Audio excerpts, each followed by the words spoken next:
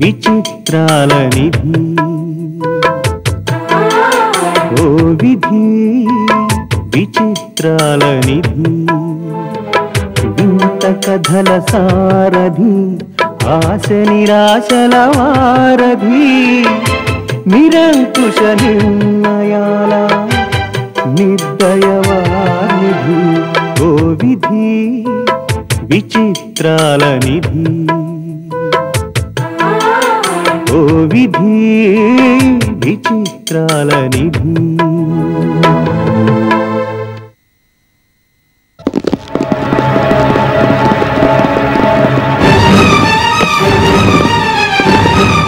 Come on, search.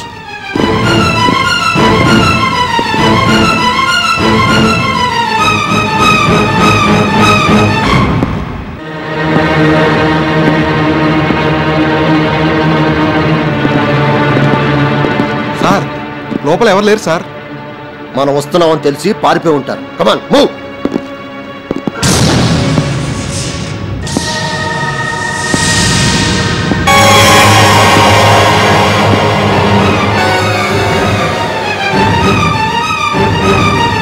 Phone చేసినందుకు చాలా సంతోషం పంకజం గారు. మొన్న కూడా మీరు మీటింగ్కి రాక మనం కలవలేకపోయాం. ఇంతకీ మీ అమ్మాయి మెడిసిన్ అయిపోయిందా? మరింకే ఇంటి ముందు బోర్డు పెట్టేయచ్చు. సాయంకాలమా? సారీ పంకజం గారు, స్కూల్ ఫంక్షన్కి వెళుతున్నాను. రేపా? ఖాళీగానే ఉంటాను, తప్పకుండా కలుద్దాం. ఉంటాను. అమ్మా, ఫంక్షన్కి వెళుతున్నావా? వెళుతున్నావా అని కొత్తగా అడుగుతావేంటి దీపక్? వస్తున్నానని వాళ్ళకి మాట ఇచ్చాను కదా. అమ్మా, నిన్న స్కూల్ ఫంక్షన్కి వెళ్ళొద్దని చెప్పా కదా, నా మాట విను ప్లీజ్. ఇప్పటికే నీ మీద 2 సార్లు మర్డర్ అటెంప్ట్ జరిగింది. ఇంకోసారి వాళ్ళకి ఆ ఛాన్స్ ఇవ్వద్దు. ఏమిటి దీపక్ నువ్వనేది? చావుకు భయపడి మన పనులు ఆపేసుకోవాలా? పరిస్థితులు బాగోలేనప్పుడు కొంతకాలం ఆపేసుకోవాలమ్మా, తప్పదు. అలా ఎంతకాలం? ఆ దుర్మార్గులు ఎవరో పోలీసులకు దొరికే వరకు. ఒకవేళ దొరకకపోతే అంతకాలం ఇంట్లోనే కూర్చోమంటావా? అలా మాట్లాడతావేంటమ్మా? అయినా ఎందుకు దొరకరు? పోలీసుల కళ్ళు గప్పి ఏ క్రిమినల్ తప్పించుకోలేడు. వాడు పాతాళంలో దాక్కున్నా పట్టి తీసుకొస్తారు. వాళ్ళు పట్టి తీసుకొచ్చే లోపల జీవితం అయిపోతుంది. అయినా ఇలా ప్రతిక్షణ భయపడుతూ ఎన్నాళ్ళు బతుకుతాం? అదిగాక ఫంక్షన్కి వస్తానని వాళ్ళకి మాటిచ్చాను. అక్కడ వాళ్ళందరూ నా కోసం ఎదురు చూస్తుంటారు. వెళ్ళకపోతే డిసప్పాయింట్ అవుతారు బాబు. ఎవరో డిసప్పాయింట్ అవుతారని ఆలోచిస్తున్నావే కానీ నీకేదైనా జరిగితే మేమంతా బాధపడతామని ఆలోచించవేంటమ్మా? దీపక్. అవునమ్మా, నువ్వు తప్ప మాకెవరున్నారు? జరగడానికి ఏదైనా జరిగితే మేమంతా ఏమైపోవాలి? వాళ్ళు నీ ప్రతి మూమెంట్ని అబ్జర్వ్ చేస్తున్నారు. నిన్ను చంపడానికి తగిన అవకాశం కోసం ఎదురు చూస్తున్నారు. అది తెలుసు కూడా వాళ్ళకి అవకాశం ఇవ్వడం ఎందుకమ్మా? ప్లీజ్, ఎందుకు చెప్తున్నానో అర్థం చేసుకో. దీపక్, నీ బాధ నేను అర్థం చేసుకోగలను. అయినా నాకేం కాదని చెప్తున్నాను కదా. ఇదైనా స్కూల్ ఫంక్షన్ కాబట్టి నా ఆనందం కోసం వెళ్తున్నాను, లేకపోతే వెళ్లేదాన్నే కాదు. సరే, ఇకపై ఏ ఫంక్షన్కి వెళ్ళను. నీ ఆనందం మాకు విషాదం కాకూడదు కదమ్మా, అందుకే చెప్తున్నాను. నేను ఎన్ని విధాలుగా చెప్పినా నువ్వు వినిపించుకోవడం లేదు. నీ ఇష్టం.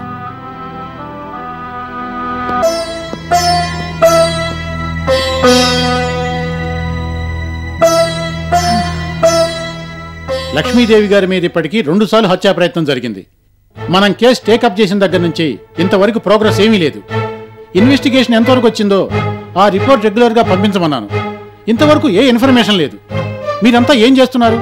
అసలు మీ డిపార్ట్మెంట్ ఉందా లేదా అని ఆఫీసర్లు బయట వాళ్ళు నిలదీస్తున్నారు. అసలు ఇన్వెస్టిగేషన్ ఎంతవరకు వచ్చింది? నిన్న సాయంత్రం కిల్లర్ ఉండే ప్లేస్ మీద రైడ్ చేశాం సార్, కానీ అతను తప్పించుకున్నాడు. అక్కడ లక్ష్మీదేవి గారి ఫోటో దొరికింది. దాంతో లక్ష్మీదేవి గారి హత్యా ప్రయత్నానికి అతనికి సంబంధం ఉందని కన్ఫర్మ్ అయింది. తొందరలోనే అతన్ని పట్టుకోగలనే నమ్మకం నాకుంది సార్. మనం ఏం చేశాం, ఎలా చేశాం అన్నది ఎవరికీ అక్కర్లేదు. నేరస్తుడిని పట్టుకున్నామా లేదా అనేదే చూస్తారు. ఆ పని మనం చేయలేనప్పుడు ఎన్ని మాటలు చెప్పినా ప్రయోజనం లేదు. లక్ష్మీదేవి గారు ఛాంబర్ ప్రెసిడెంట్ అవడంతో బయట నుంచి కూడా ఒత్తిడి ఎక్కువైంది. దీనికి తోడు నత్తనడకలో పోలీసులు, పెండింగ్లో కేసులు అని అప్పుడే కొన్ని పేపర్లు కవర్ స్టోరీలు పెట్టి మరీ రాస్తున్నాయి. అవి చూసి హోమ్ మినిస్టర్ గారు కూడా చాలా సీరియస్ అయ్యారు. 2-3 రోజుల్లో నేరస్తుడిని పట్టుకోకపోతే డిపార్ట్మెంట్ పరువుతో పాటు మనలో కొంతమందికి ఉద్యోగాలు కూడా పోయే పరిస్థితి ఉంది. మీరు చేసిన ప్రయత్నాలు, ఇచ్చే ఎక్స్ప్లెనేషన్లు వినే పరిస్థితి దాటిపోయింది. I want immediate result.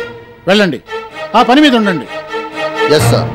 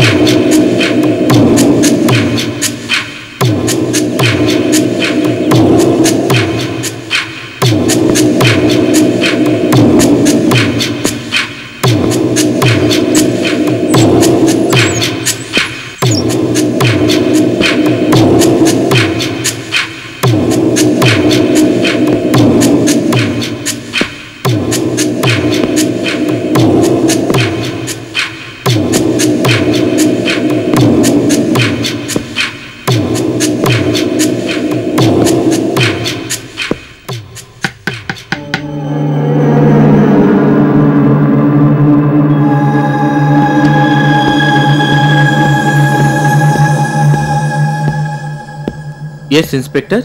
Commissioner garu Lakshmidevi గారి ప్రొటెక్షన్ కోసం నన్ను పంపించారు. ఓ అలాగా, మా నాన్నమ్మ చెప్పొస్తాను, ఉండండి.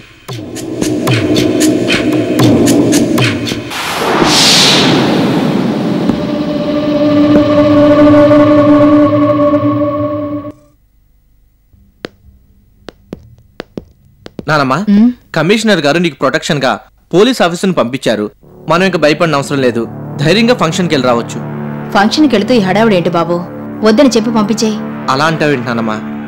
ఇప్పటికి నీ మీద 2 సార్లు మర్డర్ అటెంప్ట్ జరిగింది. ముందు జాగ్రత్త తీసుకోవడంలో తప్పులేదు కదా, మనకు సేఫ్టీ ఉంటుంది. వినోద్, నాకు ఆ భగవంతుడే ప్రొటెక్షన్. నన్నెవరూ ఏవీ చేయలేరు. నాకేం కాదు. మీరే అనవసరంగా కంగారు పడుతున్నారు బాబు. నీకు బాగా చాదస్తం పెరిగిపోతుంది నానమ్మా. అయినా పోలీస్ ఆఫీసర్ ఉండడం వల్ల మనకు వచ్చిన నష్టం ఏం లేదు కదా. కమిషనర్ గారు పర్సనల్ ఇంట్రెస్ట్ తీసుకుని పంపించారు. మనం వద్దంటే బాగుండదు. ఎలాగూ వచ్చారు కదా, ఉంటారు. ముందు నువ్వు తొందరగా తయారవు. ఈలోగా నేను నాన్నకి ఫోన్ చేసి వస్తాను, ఓకేనా?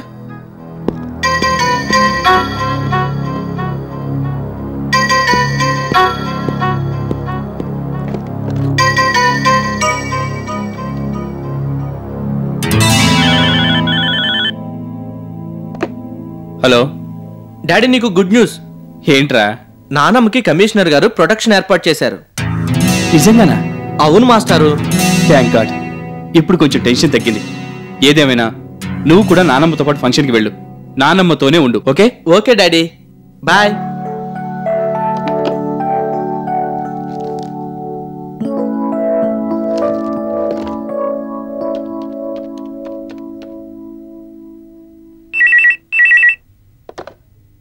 Hello, commissioner speaking. సార్, నేను దీపక్ని. హలో దీపక్, చెప్పండి. Thank you very much sir. దేనికి? మా అమ్మగారికి సెక్యూరిటీ పంపినందుకు. నేను సెక్యూరిటీ పంపించానా? లేదే.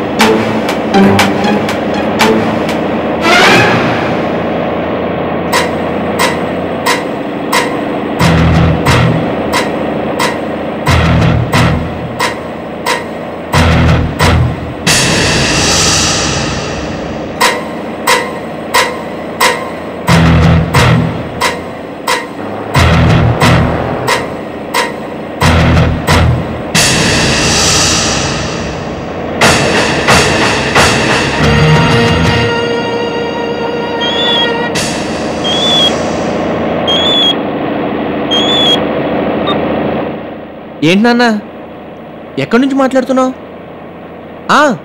నా పక్కనే ఉన్నారు. ఏం చెప్పాలా?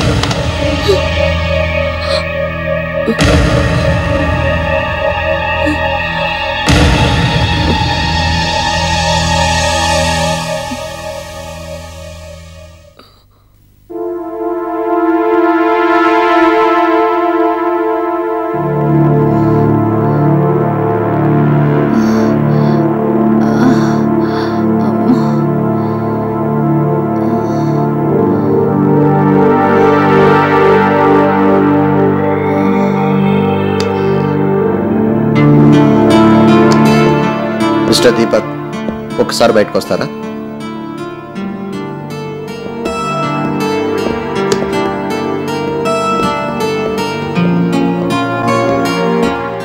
అమ్మగారికి ఎలా ఉంది? పర్వాలేదండి, బుల్లెట్ తీసేశారు.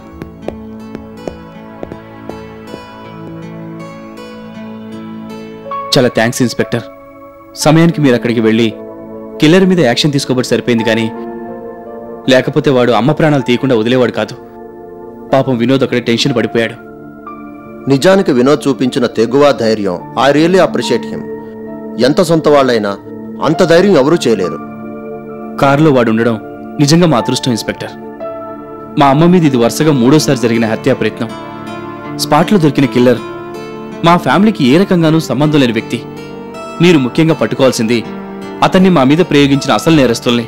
అవును ఇన్స్పెక్టర్, నానమ్మ ఫంక్షన్కి వెళ్తుందని ముందుగానే తెలుసుకుని ప్రొటెక్షన్ కోసం వచ్చి మర్డర్ చేయాలనుకున్నారంటే వాళ్ళు ఎంత అలర్ట్గా ప్రీ ప్లానెడ్గా ఉన్నారో అర్థమవుతుంది కదా. ఇంకా ఆలస్యం చేయకూడదు. ఎంత తొందరగా కనుక్కుంటే అంత మంచిది. అది కనుక్కోవడం పెద్ద కష్టమేమీ కాదు వినోద్ గారు. ఒకడు దొరికాడు కదా, వాడిని ఇంట్రాగేట్ చేస్తే మొత్తం వివరాలన్నీ బయటకు వస్తాయి. అసలు నేరస్తులు ఎవరో బయటపడతారు. మీరు ఇంకా ఈ విషయంలో టెన్షన్ పడాల్సిన అవసరం లేదు. ఆ సంగతి మేం చూసుకుంటాం. మీరేం వర్రీ కాకండి. అమ్మగారిని జాగ్రత్తగా చూసుకోండి. నేను మళ్ళీ కలుస్తాను. ఈలోగా ఏదైనా ఇన్ఫర్మేషన్ అందితే మీకు ఫోన్ చేసి చెప్తాను. ఉంటాను.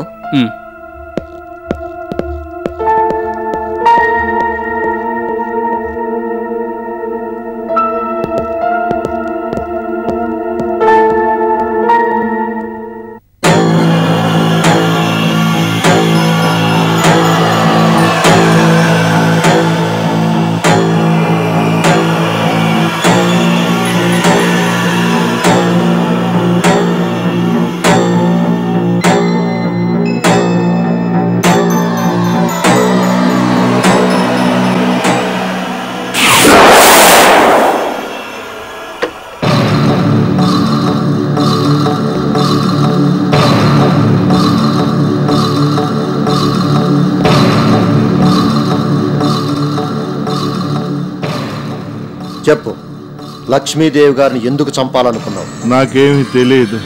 లక్ష్మీదేవి గారిని ఎందుకు చంపాలనుకున్నావు? నాకు తెలియదు.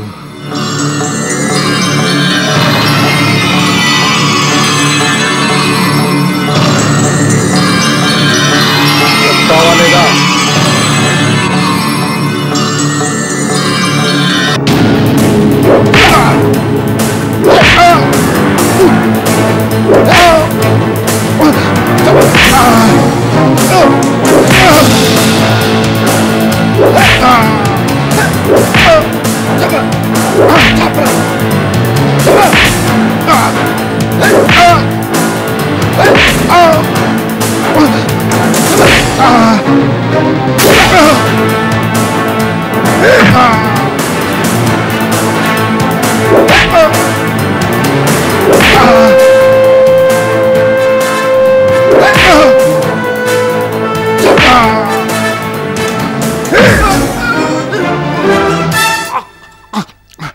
కొట్టగలను సార్.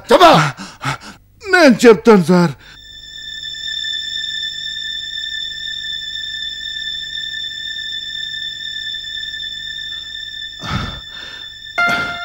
నేను కావాలని ఈ పని చేయలేదు సార్. డబ్బు కక్కుతుపడి ఈ మర్డర్ చేయడానికి ఒప్పుకున్నాను. మరైతే నిజం చెప్పు, లక్ష్మీదేవి గారిని చంపమని నీకెవరు చెప్పారు? ఈ మర్డర్ వెనకాల ఉన్న హ్యాండ్ ఎవరిది చెప్పు. లక్ష్మీదేవిని చంపమన్నది, మర్డర్ ప్లాన్ చేసింది రోజీ.